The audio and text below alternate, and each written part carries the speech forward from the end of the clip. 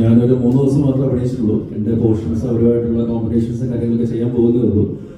തീർച്ചയായിട്ടും മലയാള സിനിമയ്ക്ക് അഭിമാനിക്കാവുന്ന ഒരു സിനിമ തന്നെയായിരിക്കും. കാരണം അത്രയ്ക്ക് നല്ല നമുക്ക് മലയാള സിനിമയെ ലോക സിനിമയ്ക്ക് മുന്നിൽ കാണിക്കാൻ പറ്റുന്ന രീതിയിലുള്ള ടാലൻറ്റുകൾ ആ സിനിമയുടെ മുന്നിൽ പുറകിലുമുണ്ട്, അല്ലെങ്കിൽ കൂടെയുണ്ട്.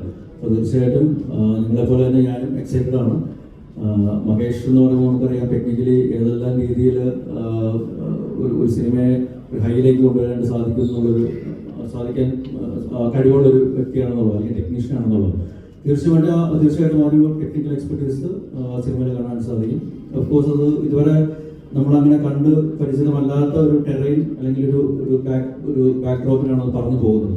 അത് തീർച്ചയായിട്ടും ഒരു എക്സൈറ്റിംഗ് എക്സ്പീരിയൻസ് തന്നെയായിരിക്കും സിനിമ ലവേഴ്സ്. പ്രത്യേകിച്ച് അത് തിയേറ്ററിൽ തന്നെ വന്ന് കാണേണ്ട ഒരു സിനിമയാണ് എന്നുള്ളൊരു കാര്യവും അടിവരായിട്ട് പറയുന്നത്.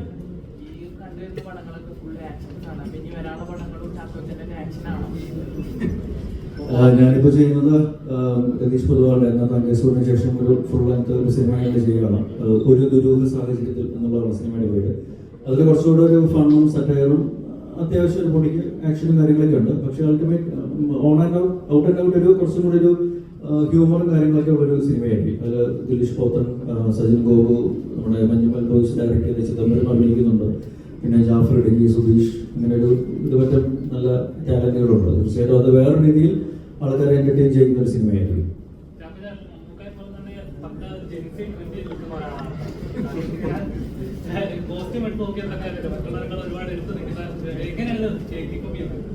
എൻ്റെ ഭാര്യയാണ് അതിന് കാരണക്കാരി. പിന്നെ മമ്മൂക്കയെ നമ്മളെല്ലാവരും ഫോളോ ചെയ്യുന്ന ഒരു ഏറ്റവും ട്രെൻഡിയസ്റ്റ് എന്താ പറയുക ഒരു മാൻ ആണ്, അല്ലെങ്കിൽ ഒരു ചാപ്പ് എന്ന് വേണമെങ്കിൽ നമുക്ക് വിളിക്കും. അതായത് പുള്ളിയാണ് ഏറ്റവും coolest Guy in town now. Malayala cinema golden എറയോടെ വരും എല്ലാവരും പ്രതീക്ഷിക്കുന്ന ഒരു കാര്യമാണ്. പക്ഷേ ഈ പറഞ്ഞ പോലെ നല്ല സിനിമകൾ വരുമ്പോഴും നിർമ്മാതാക്കൾക്ക് ലാഭം ഉണ്ടാകുന്നത് ഇപ്പോൾ നമ്മൾ നടക്കുന്ന കാര്യങ്ങൾക്ക് അറിയുന്നുണ്ടാവില്ല. അപ്പോൾ ശരിക്കും ഞാൻ വിശ്വസിക്കുന്നുണ്ടോ നിർമ്മാതാക്കൾക്ക് കൃത്യമായി ലാഭം കിട്ടുന്നില്ല, സിനിമകൾ ഇച്ചിലൂടെ നല്ല ട്രാക്കിൽ പോകണം എന്ന് വിശ്വസിക്കുന്നു? നല്ല സിനിമകൾ ഓടുന്ന സിനിമകൾക്ക് നിർമ്മാതാക്കൾക്ക് ലാഭം കിട്ടുന്നത് തന്നെയാണ് വിശ്വസിക്കുന്നത്. കാരണം ഞാനും ചില സിനിമകളുടെ നിർമ്മാണ പങ്കാളിയായിട്ടുള്ളതാണ്. അപ്പോൾ ആ രീതിയിൽ നോക്കുകയാണെങ്കിൽ ഞാൻ സാറ്റിസ്ഫൈഡ് ആയിട്ടുള്ള ആളാണ്. പക്ഷെ നമ്മൾ ചെയ്യുന്ന പ്രോഡക്റ്റ് അത് എല്ലാം പ്ലാൻ ചെയ്ത പോലെ സംഭവിക്കണമെന്നില്ല. ഇപ്പോൾ സിനിമയുടെ കാര്യമാണെങ്കിലും ഈ 2020 പോലെയാണ്. ഏത് നിമിഷവും പല കാരണങ്ങൾ കൊണ്ട് റിസൾട്ട് വേറെ രീതിയിൽ മാറ്റിമറിക്കപ്പെടാം. അപ്പോൾ നമ്മൾ മാക്സിമം പ്രയോറിറ്റി ചെയ്യുന്നു, മാക്സിമം ഔട്ട്പുട്ട് കൊടുക്കാനായിട്ട് ശ്രമിക്കുന്നു. പിന്നെ ഒരു സിനിമ എന്ന് പറയുന്നത് ഒരുപാട് ഘടകങ്ങൾ ഡിപ്പെൻഡൻ്റ് ആണ്. ചിലപ്പോൾ ഒരു മഴ വരുമ്പോൾ ആ ഒരു ദിവസത്തെ കളക്ഷൻ എന്ന് പറയുന്നത് വളരെ അധികം ബാധിക്കപ്പെട്ടതായിരിക്കും. അല്ലെങ്കിൽ വേറെ എന്തെങ്കിലും റീസൺസ് കൊണ്ട് ഇപ്പോൾ പരീക്ഷ സമയമാണെങ്കിലും ചിലപ്പോൾ നമ്മൾ വിചാരിച്ച ഒരു കളക്ഷൻ പോയിന്റ് കിട്ടിയില്ല അതുവരെ.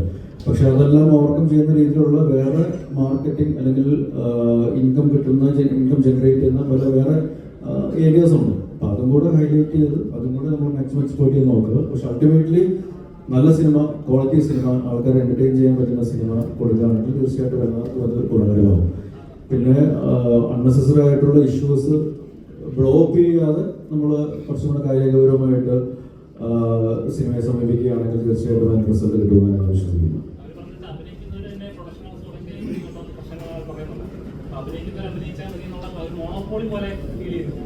ഇതെല്ലാം ഓരോരുത്തരും വ്യക്തിപരമായ അഭിപ്രായങ്ങളുണ്ടാവും, സംഘടനാപരമായിട്ടുള്ള അഭിപ്രായങ്ങളുണ്ടാവും. പക്ഷെ അതെല്ലാം മാറ്റുന്ന രീതിയിൽ ഓഫീസ് ഡ്യൂട്ടി നിങ്ങൾ ഓടിച്ച് കാണിച്ചാൽ ഇതൊക്കെ സോൾവ് ആവുമെന്നാണ് എനിക്ക് തോന്നുന്നത്. അപ്പോൾ അതുകൊണ്ട് തീർച്ചയായിട്ടും ഓഫീസർ ഡ്യൂട്ടി നിങ്ങൾ തിയേറ്ററിൽ വിജയിപ്പിക്കേണ്ടത് നിങ്ങളുടെ കൂടെ ഒരു ഉത്തരവാദിത്വമാണ് എന്ന് ഓർമ്മിപ്പിക്കുന്നു. Anyways thank you. കാരണം ഒരുപാട് സന്തോഷമുണ്ട്.